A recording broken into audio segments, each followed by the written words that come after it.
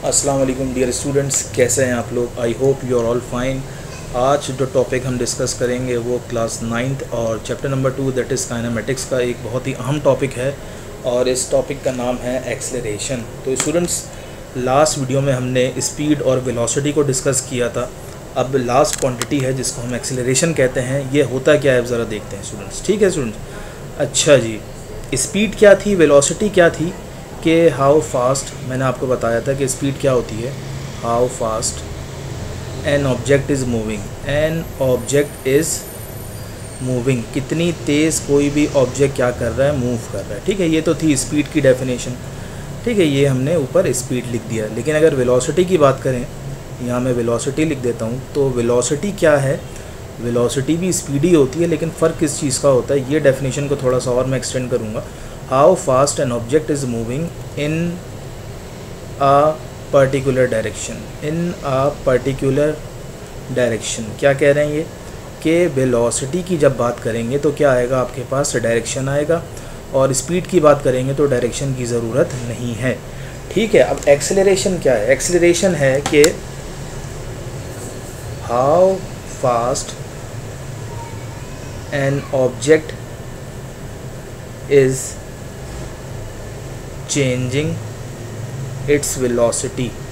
ठीक है स्टूडेंट्स, क्या है ये कि कितनी तेज़ एक ऑब्जेक्ट अपनी वेलोसिटी को चेंज करता है, उसको हम एक्सेलरेशन कहते हैं। अब इसको समझाना पड़ेगा थोड़ा सा, तो इसको समझते हैं स्टूडेंट्स कि ये एक पॉइंट है, बल्कि एक कार, एक डब बॉक्स ले लेते हैं, फ़र्ज़ करें ये कार है। ठीक है, अब एक और कार ले लेते हैं, ये दूसरी वाली हमने कार ले ली। ठीक है, अब ये दोनों, इन दोनों को यहाँ पहुँचना है। ठीक है, इन दोनों को यहाँ पहुँचना है। तो हुआ क्या, ये जैसे ही दोनों स्टार्ट हुई, पहला गेयर लगाया, तो ये वाली जो है, ये ऊपर वाली, इसकी वेलोसिटी बहुत तेज़ी से इंक्रीज़ हुई।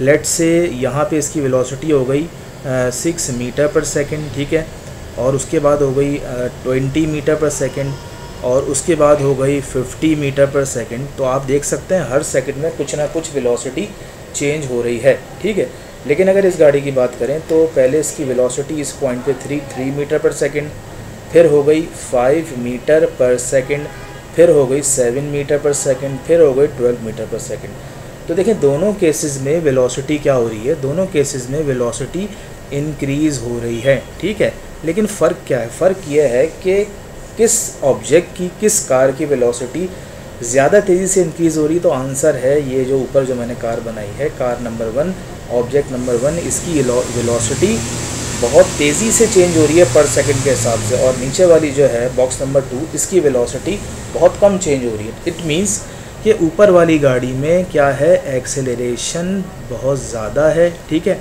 नीचे वाली गाड़ी में एज़ कम्पेयर टू फर्स्ट वाली जो गाड़ी है, इसमें एक्सेलरेशन क्या है, थोड़ा कम है।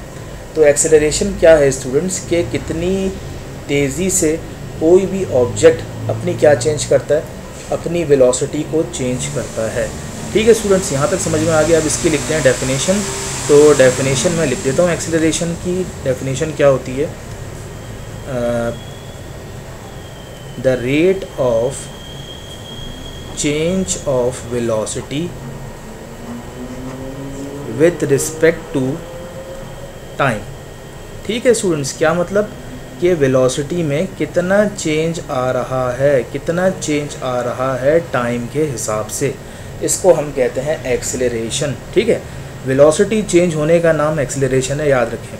तो एक्सेलरेशन को हम कहते हैं, पूरा पहले मैं लिख देता हूँ, acceleration is equals to, formula लिख देता हूँ पहले, change in velocity per unit time, नीचे आ जाएगा टाइम टेकन। ठीक है, तो नीचे टाइम आ गया। अब चेंज को हम फिज़िक्स में क्या कहते हैं, आपने नाम सुना होगा, एक सिंबल होता है डेल्टा। तो डेल्टा मीन्स चेंज, किस में चेंज आया है, वेलोसिटी में चेंज आया है, तो डेल्टा V अपॉन टी, और ये हो गया ए का फॉर्मूला बन गया। ठीक है, अब ए क्या है, ए एक्सेलरेशन है। ए जो है एक्सेलरेशन जो है वो इस वेक्टर क्वांटिटी है, और वेक्टर के ऊपर हम एरो लाजमी लगाना होता है। ठीक है स्टूडेंट्स, इसी तरह वेलोसिटी क्या है, वेलोसिटी भी वेक्टर है, तो वेलोसिटी के ऊपर भी क्या लगेगा, एरो लगेगा। और टाइम एक स्केलर क्वांटिटी है, तो टाइम के साथ एरो नहीं लगता। तो ये तो एक जनरल फार्मूला है एक्सेलरेशन का। अगर इस फार्मूले को हम एक्सपेंड करें, एक्सपेंड कैसे होगा स्टूडेंट्स, आपने पढ़ा होगा वेलोसिटीज़ दो तरह की होती हैं, एक होती है इनिशियल वेलोसिटी, एक होती है फाइनल वेलोसिटी। ठीक है, यहाँ मैं लिख देता हूँ, एक होती है इनिशियल वेलोसिटी और दूसरी वाली होती है फाइनल वेलोसिटी। तो एक्सेलरेशन कब प्रोड्यूस होता है? जब वेलोसिटी चेंज होती है। ठीक है, फ़र्ज़ करें वेलोसिटी थी 3 मीटर पर सेकंड, अब हो गई ये 9 मीटर पर सेकंड। तो अगर आपसे मैं ये बोलूँ कि how much velocity is change, कितना चेंज आया है, तो आप बोलेंगे भाई चेंज मालूम करने के लिए हम 3 को माइनस कर देंगे किससे? 9 से, तो आंसर आएगा 6 मीटर पर सेकंड। कैसे निकाला आपने चेंज? माइनस करके, छोटे वाले को माइनस कर दिया बड़े वाले में से। इसी तरह delta we, change in velocity को जब हम ओपन करेंगे, एक्सपेंड करेंगे, तो ये बन जाएगा v f minus v i. V f क्या है? Final velocity, minus v i क्या है? Initial velocity, divided by time, और यहाँ लिख देता हूँ ए। तो ये बन गया हमारा फॉर्मूला जो कि न्यूमेरिकल में यूज़ होगा। एक्सेलरेशन बराबर है velocity final minus velocity initial divided by time. ठीक है स्टूडेंट्स, इतना काफ़ी है। ये हमने आपको डेफिनेशन बता दी और वेलोसिटी और एक्सेलरेशन का फॉर्मूला भी बता दिया। अब रहेगा एक्सेलरेशन का यूनिट। तो स्टूडेंट्स, एक्सेलरेशन का यूनिट पता होने से पहले आपको स्पीड या वेलोसिटी का यूनिट पता होना चाहिए। इन दोनों के यूनिट सेम होते हैं, जो कि होता है मीटर पर सेकंड स्क्वायर, सॉरी मीटर पर सेकंड। मैं स्क्वायर गलती से लगा दिए हैं तो मिटा देते हैं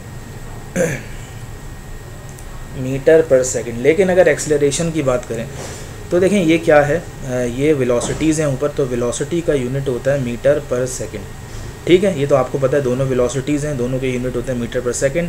और नीचे टाइम है, टाइम का यूनिट क्या होता है? सेकंड, तो सेकंड